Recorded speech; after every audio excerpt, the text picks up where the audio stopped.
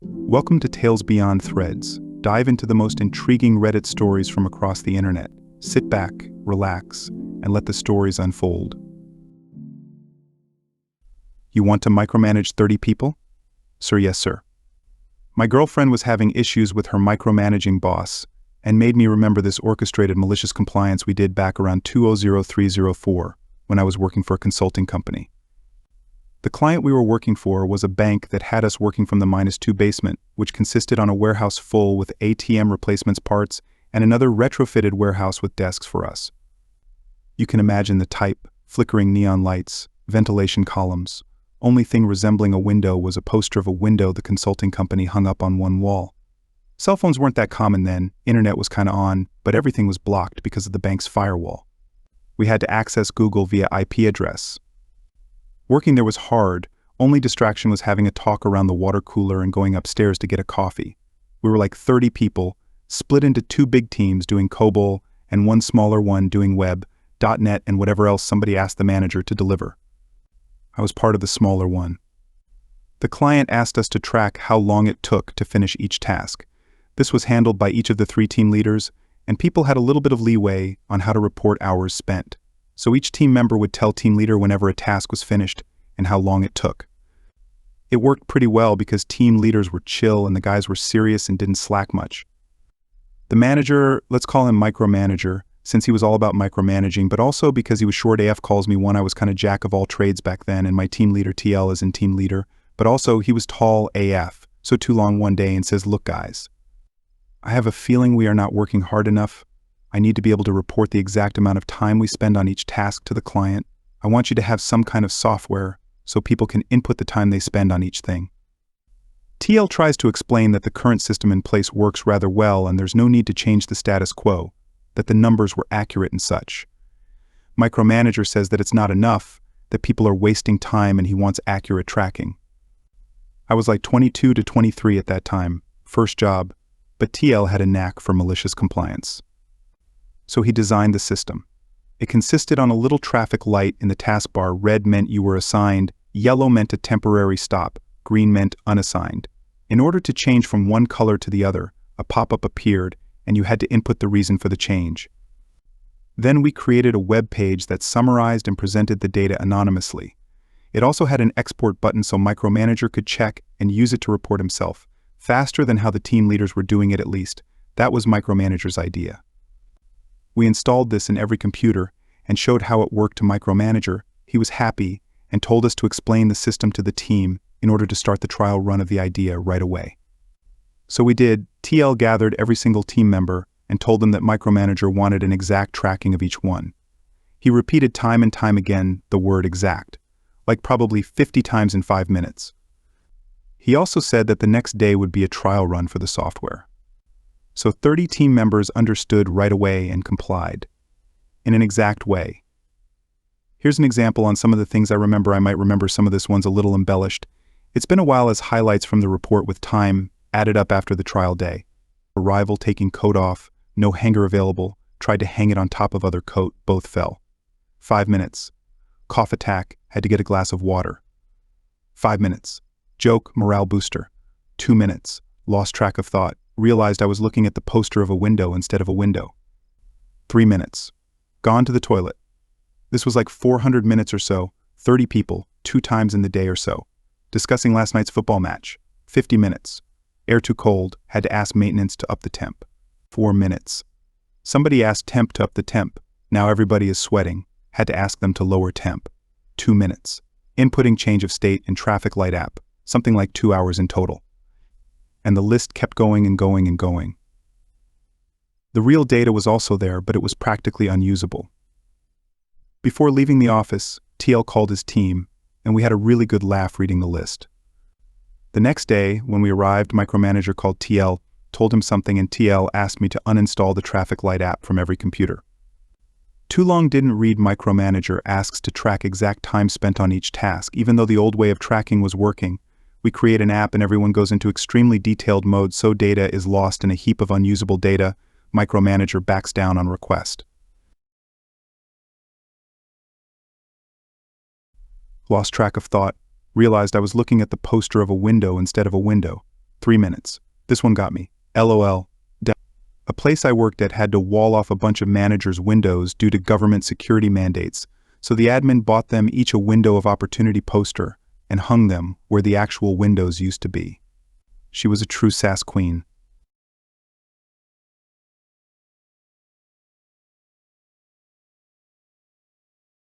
Returned to office to increase productivity. Backstory: I was recruited by an multinational corporation during COVID. My manager is extremely chill and an outstanding leader. My grandfather manager's manager is a stickler for rules. For the purpose of this post, I will address my manager as Sam, my grandfather as Murad. I work as infrastructure and configuration manager. Work passes through my gate first, and if I don't pass it, it doesn't go to the next team. I act as a choking point of sorts, and any dip in my productivity becomes several folds down the line. However, apart from Sam, management is blissfully unaware of this dependency. Story: when I joined, there was no office in my city. My joining was at a city over 1,100 miles away. All joining formalities were done online. Since then, I have never been to the office, except for a 2-week workshop, for which I was flown in by the company. 3 months ago, a new office has opened up in my city with just 14 people. My official location was transferred here to show the minimum number 15 required to open an office as per bylaws. We are a multinational corporation that provides service to an automotive corporation.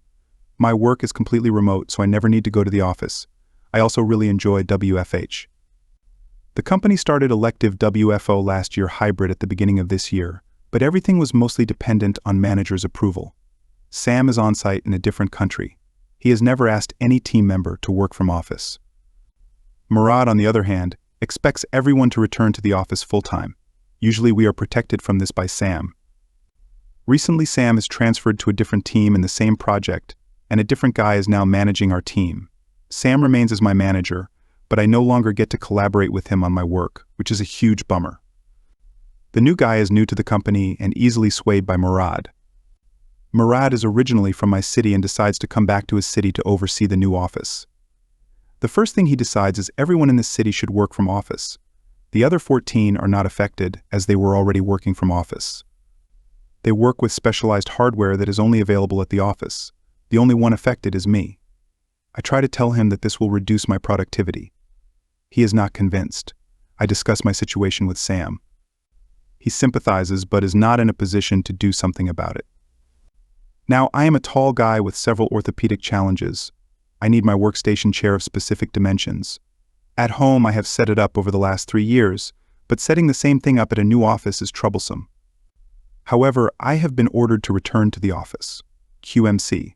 On my first day at the office 16 days ago, I talk to the building manager and present him with my workstation requirements. Each requirement mentions the corresponding OSHA violation if not adhered to. He tells me it will take 45 to 60 days to acquire my workstation up to the standards mentioned. I spend the next 2 weeks at the office relaxation zone, which has a chair on which I can be seated without hurting my back. However, it is not a work desk, so while I am at the office, I cannot work. Suddenly, everything is running really slow. Teams are sitting idly because work is stalled at my gate. There are bi-weekly deliveries across multiple milestones, about 6 to 12 deliveries every month. We miss 7 deliveries during that window. Murad is pissed, but has no idea why things are stalled. The new manager is also confused. This is escalated to the CEO, and he asks Sam to consult for his old project to see what went wrong. It takes Sam 30 minutes to realize that my gate is stalled. He asks me on Teams to join the call to discuss what's wrong. I am obviously not on my laptop. It takes a lot of back and forth, but eventually Murad himself gets out of his room and searches for me. However, the office relaxation zone is on a different floor. He cannot find me and decides to have a separate call the next day. He exits the call and catches me on my mobile. The conversation goes like this: Murad, where are you? I couldn't find you in our floor. Can you please come to my room? Me, sure. I come to his room and tell him what the issue is. Murad, why didn't you tell me this 2 weeks ago? I did. I told you making me come to the office will reduce my productivity. And the workstation issue is a building manager issue. It has nothing to do with you, hence I did not inform you. My manager knows about it. I had informed Sam when I joined the company. Murad, please work from home until your workstation is ready. Next day, which was last Friday, I am WFH. The call with Sam happens before lunch. CEO joins the call as well. Sam asks me why things are stalled at my gate. Before I say anything, Murad jumps in and says that it was a minor issue and that work will be cleared fast. But CEO wants to know what's what. So I present my case. Sam agrees with me when I mention my condition. He also mentions that this was specifically mentioned in his handover to the new manager when he left the team. I am then asked to leave the call and go back to my work. After lunch, there is another call among Murad, Sam, building manager, and me. Building manager informs us that it will cost the company $2,500 to set up my workstation. Since it is a non-standard workstation, it needs to be placed in its separate room. The room will be charged at $20,000 annually. It will take 30 days to get everything ready if we decide to go ahead. Murad tells me he will let me know what is decided by coming Tuesday. It's Sunday today, and I decided to write this up after I received a call from Sam in the morning. Apparently, Murad is done working in his city and will go back next week. I can continue working from home. My workstation, chair, and separate room will be ready by the end of next month, and I am welcome to work from office whenever I want. Clarifications: I will add answers to some common queries. MNC, this stands for multinational corporation, quite a common acronym. Grandfather manager's manager is called a grandfather in my culture. The hierarchy is described like in case of a family. Great-grandfather becomes grandfather's manager, and so on. We don't actually call them using these titles, but rather refer to them using the titles in conversation or mails or official documentation. For example, an official documentation about mobile bill reimbursements may say mobile bills up to $50 is approved. Any hire will require grandfather approval. Room charge: since there are only 15 employees, we have office space rented in a building where several small-scale companies rent. An additional room is not in the contract and will have to be rented separately.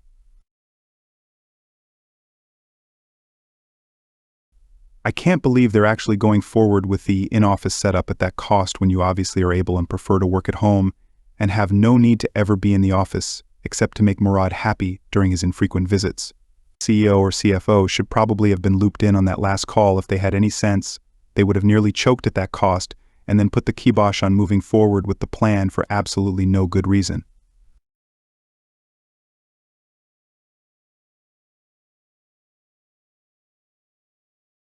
Won't let us handle our own downloads?